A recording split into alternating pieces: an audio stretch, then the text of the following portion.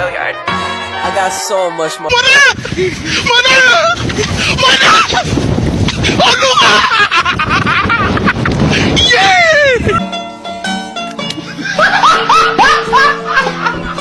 Are ya ready, kids? Aye, aye, Captain! I can't hear you. Aye, aye, Captain! Oh! Fucking design on right now. Break it down, bring it back, make it clap. I got 3 old thoughts, new guap, where that thing. Bitches on my line, and you know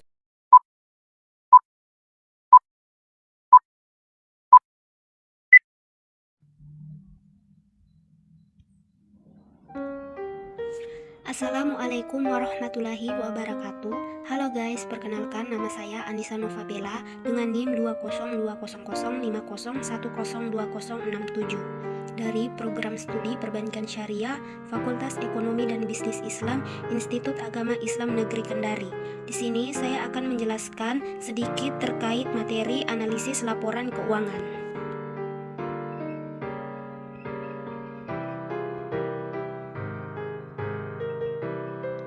Nah, laporan keuangan sendiri merupakan bagian dari manajemen keuangan. Laporan keuangan merupakan bahasa tertulis dari kegiatan perusahaan, di mana laporan keuangan menjadi sumber informasi untuk mengetahui kegiatan dan perkembangan perusahaan. Menurut Kusuma tahun 2006, laporan keuangan digunakan perusahaan untuk menggambarkan kondisi perusahaan sehingga informasi yang terkandung di dalam laporan keuangan bisa dipahami oleh pengguna. Selanjutnya, jenis-jenis laporan keuangan. Yang pertama, laporan laba rugi. Yang kedua, laporan perubahan ekuitas. Yang ketiga, laporan neraca. Yang keempat, laporan arus kas. Dan yang kelima, catatan atas laporan.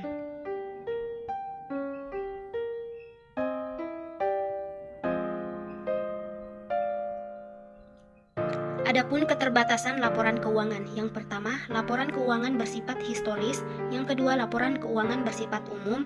Yang ketiga, akuntansi hanya melaporkan informasi yang material. Yang keempat, laporan keuangan bersifat konservatif dalam menghadapi ketidakpastian.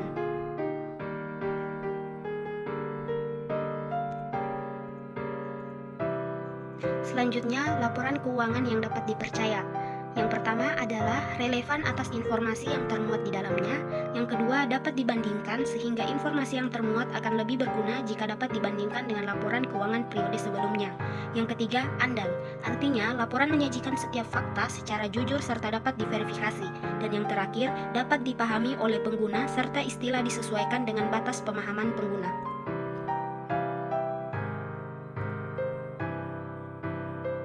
Selanjutnya, laporan laba rugi. Laporan laba rugi atau income statement merupakan laporan keuangan yang menggambarkan hasil usaha perusahaan dalam satu periode tertentu. Menurut Kasmir 2013, laporan laba rugi merupakan laporan yang menunjukkan jumlah pendapatan atau penghasilan yang diperoleh dan biaya-biaya yang dikeluarkan dan laba rugi dalam satu periode tertentu.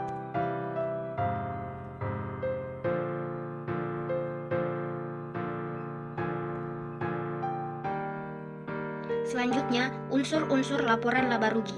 Yang pertama, penghasilan atau income, yang diartikan sebagai kenaikan manfaat ekonomi dalam bentuk pemasukan atau peningkatan aktiva atau penurunan kewajiban.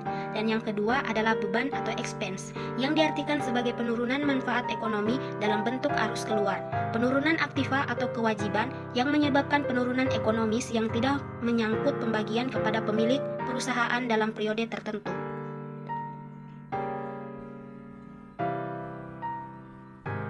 Selanjutnya, laporan laba ditahan. Dalam perusahaan yang berbentuk perseroan, di samping neraca dan laporan laba rugi, juga disajikan laporan laba ditahan atau Statement of Retained Earning.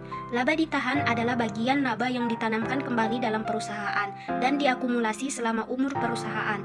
Laba ditahan timbul sebagai hasil dari kegiatan perusahaan, yaitu laba bersih. Sebagian dari laba bersih ini akan ditahan atau diinvestasikan kembali ke dalam perusahaan. Yang kedua, laporan neraca. Laporan neraca adalah salah satu laporan keuangan yang menunjukkan posisi keuangan suatu entitas pada suatu titik waktu tertentu.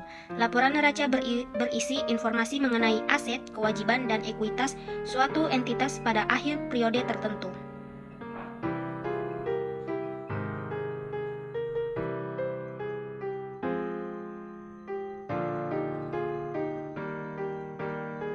Selanjutnya, manfaat neraca. Yang pertama, menghitung tingkat pengembalian. Yang kedua, menilai struktur modal perusahaan. Dan yang ketiga, menetapkan likuiditas dan fleksibilitas keuangan perusahaan.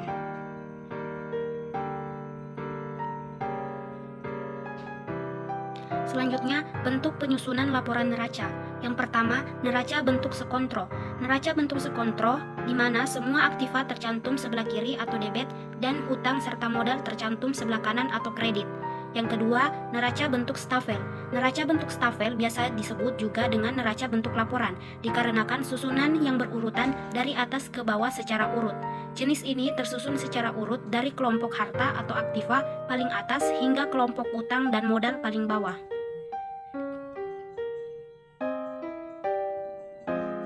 Selanjutnya, laporan keuangan yang diperbandingkan. Analisis laporan keuangan merupakan proses yang penuh pertimbangan dalam rangka membantu mengevaluasi posisi keuangan dan hasil operasi perusahaan pada masa sekarang dan masa lalu, dengan tujuan untuk menentukan estimasi dan prediksi yang paling mungkin mengenai kondisi kinerja perusahaan pada masa mendatang, khususnya laporan pihak-pihak pengguna laporan keuangan. Ada dua metode analisis laporan keuangan. Yang pertama yaitu analisis vertikal atau statis, yang kedua adalah analisis horizontal atau dinamis. Selanjutnya, teknik analisis laporan keuangan. Yang pertama, analisis perbandingan antara laporan keuangan. Yang kedua, analisis tren. Yang ketiga, analisis presentase per komponen. Yang keempat, analisis sumber dan penggunaan dana.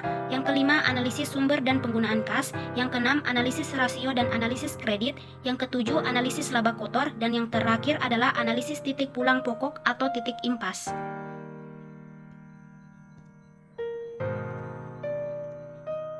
Selanjutnya, analisis sumber dan penggunaan modal kerja.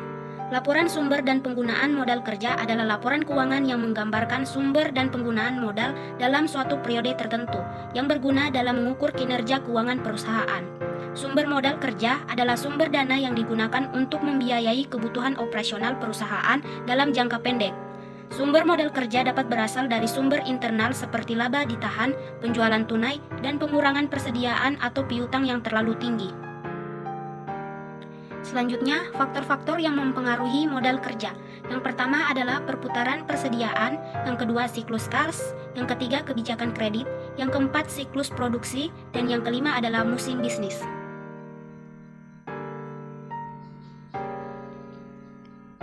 Selanjutnya, analisis sumber dan penggunaan kas.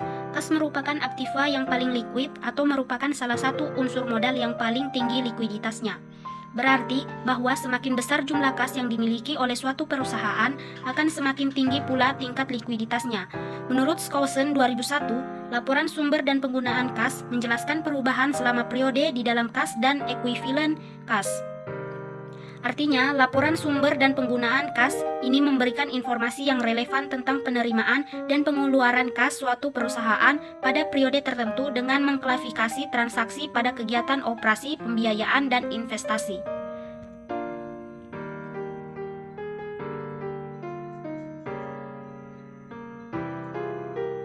Selanjutnya, sumber dan penggunaan kas. Menurut Rianto, sumber dan penerimaan kas perusahaan berasal dari: yang pertama, berkurangnya aktiva lancar selain kas; yang kedua, berkurangnya aktiva tetap seperti halnya berkurangnya aktiva selain aktiva lancar; yang ketiga, bertambahnya setiap jenis utang; dan yang keempat, bertambahnya modal.